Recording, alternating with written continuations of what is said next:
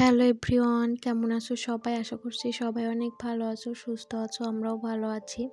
তো আজ হলো বৃহস্পতিবার আর এখন থেকে তোমাদেরকে সাথে নিয়ে ব্লগটা শুরু করছি। আশা করছি আজকের ব্লগটা তোমাদের ভালো লাগবে। যদি ভালো লাগে তাহলে প্রথম থেকে শেষ পর্যন্ত দেখার অনুরোধ রইল। তো আজকের ভিডিওটা এই যে বৃহস্পতিবারের লক্ষ্মী পূজা দিয়ে শুরু করলাম। প্রতিদিন তো সকাল থেকে ভিডিওটা শুরু করি। আজ আর সকাল থেকে ভিডিওটা শুরু করতে পারিনি, কারণ কাল রাতে ফোনটা চার্জে দিতেই ভুলে গিয়েছিলাম।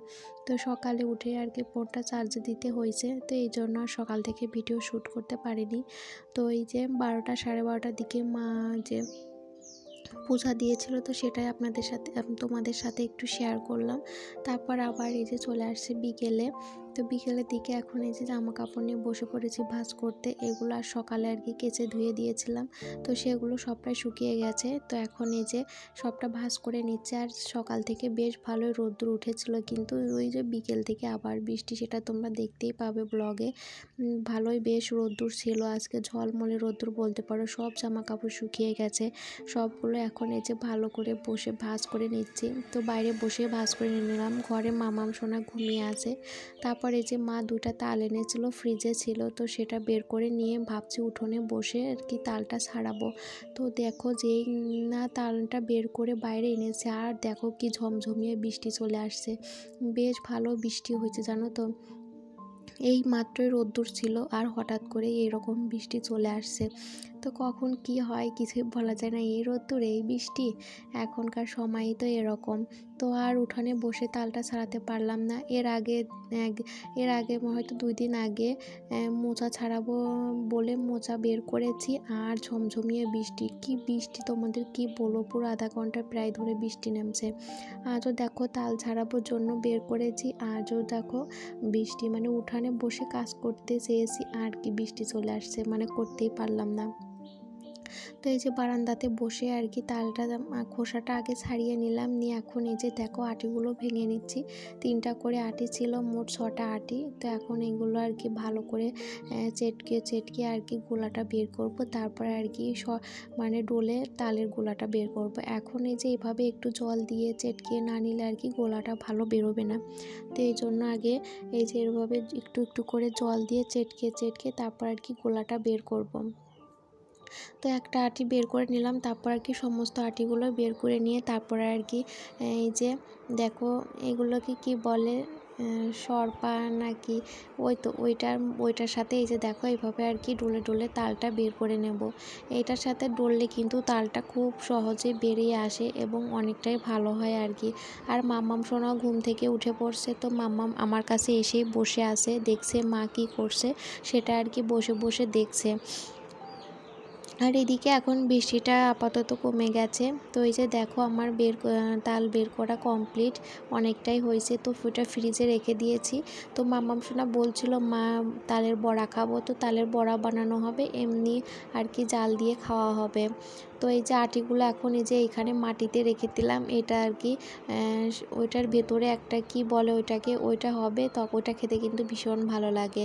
আর এই যে গার্সির সময় এগুলো লাগে, তো এখানে রেখে দিলাম। ওইটার ভেতরে আর কি শ্বাস না কি হয় ওইটা হবে। তো এখন জায়গাটাও ভালো করে পরিষ্কার করে নিলাম, নিয়ে এখন এই যে মামামের জন্য দুধ চাল দিব। তো ডেকচিতে একটু মাটি লাগিয়ে নেব। সকালে আর কি বাবা দুধ নিয়ে এসেছে বাজার থেকে, তো সেটা আর কি ঢেলে রাখা হয়নি, বড় বোতলে ছিল। তো এখন এই যে ছোট বোতলে ভরে নেব। তো এই যে হাফ কেজির বোতলে একটা ভরে নিলাম, আর 1 পোয়ার বোতলে ভরে নিব। আর বাকিটুকু আজ আর কি জাল দিব। প্রতিদিনই মাম্মামকে বিকেলে যে দুধ খাওয়ানো হয়। মাঝে মধ্যে একটু অন্য কিছু খাওয়ার বায়না করে, যেমন নুডলস, তারপর আরও মানে একটু অন্য কিছু আর কি খাওয়ার জন্য বায়না করে, তখন আর কি ওইটাই দেওয়া হয়। আর বেশিরভাগ দিনটা মাম্মামকে আর কি দুধই খাওয়ানো হয় বিকেলের দিকে। তো এখন দুধটা জাল দিব, আর ওই যে 2 বোতল দুধ ফ্রিজে রেখে দিব। তো এখন এই যে ফ্রিজে রেখে দেবো। আর আমার মাম্মাম সোনা এই যে দেখো বসে আছে, আমি যেখানেই কাজ করব সেখানে আমার সাথেও থাকবে। আমার কিন্তু বেশ ভালোই লাগে, আমার সাথে সাথে থাকে। তো উনুনটা এখন ধরিয়ে দেব। আর এর সাথে সাথে এখন একবারে উনুন ধরালাম আর কি অফ রাখবো না। তো দুধটা জাল দিয়ে তারপর আর কি রান্নাও বসিয়ে দেব। তো আজ রান্না করব কচুর তরকারি। তো কচুটা আগে সেদ্ধ করে নিতে হবে। তো দুধ জাল দিয়ে তারপর কচুটা সেদ্ধ দিব। তো তার আগে যে কচুটা ধুয়ে নিচ্ছি, কারণ অনেক আর কি মাটি ছিল কচুর গায়ের সাথে। তো এই জন্য ভালো করে জল পাল্টে পাল্টে কচুটা আগে ধুয়ে নেব, তারপর আর কি সেদ্ধ দিব। ওই যে মাটি মাটি যাতে না থাকে, মাটিটা ভালো করে ধুয়ে নিব। তো কচুটা ধোয়া হয়ে গেছে, এখন কলস ভরে জলও নিয়ে নিলাম। হাতের কাছে রান্নার সময় জল না থাকলে দেখবে একদমই ভালো লাগে না আমাদের। তো এই যে রান্নাঘরে সিঙ্ক সিস্টেম নেই, তো এই জন্য কলপাট থেকে জল নিয়ে রান্নাঘরে রাখতে হয়, রান্নার সময় প্রয়োজন মতো ব্যবহার করতে হয়। তো এখন এই যে কচুটা সেদ্ধ দিব, জলটা হালকা গরম হয়ে গেছে।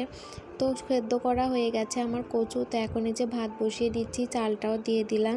তো দিয়ে তারপর আর কি মাম্মামকে দুধটা খাইয়ে দেব, যে দুধটা আর কি জাল দিয়ে রেখেছি। তো দেখো মাম্মামকে খাইয়ে দিয়ে এখন এই যে কচুটা ঠান্ডা হয়ে গেছে একটু। তো এখন কচুটা আর কি বেছে নেব। তো কালকের ভিডিওতে যে সকল মিষ্টি দিদি ভাইরা কমেন্ট করেছে, চলো তাদের নামগুলো একবার নেওয়া যাক। পপিষ্কার আইডি থেকে কমেন্ট করেছো, খুব ভালো লাগলো ভিডিওটা। মুন্নি গাজী আইডি থেকে কমেন্ট করেছো, নাইস ভিডিও। থ্যাংক ইউ দিদিভাই সুন্দর সুন্দর কমেন্ট করার জন্য। এভাবে তোমরা সবাই আমার পাশে থেকো। কার্তিকা ব্লগ আইডি থেকে দিদিভাই কমেন্ট করেছো, খুব সুন্দর ভিডিও দিদিভাই, পাশে আছি, এগিয়ে যাও, তুমিও পাশে থেকো। থ্যাংক ইউ দিদিভাই সুন্দর একটা কমেন্ট করার জন্য, এভাবে আমার পাশে থাকার জন্য। আর অবশ্যই আমিও তোমার পাশে থাকা। এই যে দেখো এদিকে কচু ছোলা হয়ে গেছে, আর এই যে কচুর ডাঁটা ভাজি করব। তারপর বাবা বাজার থেকে মাছ নিয়ে আসছিল। তো তারপর আর তোমাদের সাথে কোনো কিছু শেয়ার করা হয়নি, ফোনে চার্জ ছিল না এই জন্য। তো আজকের ভিডিওটা এখানেই শেষ করছি।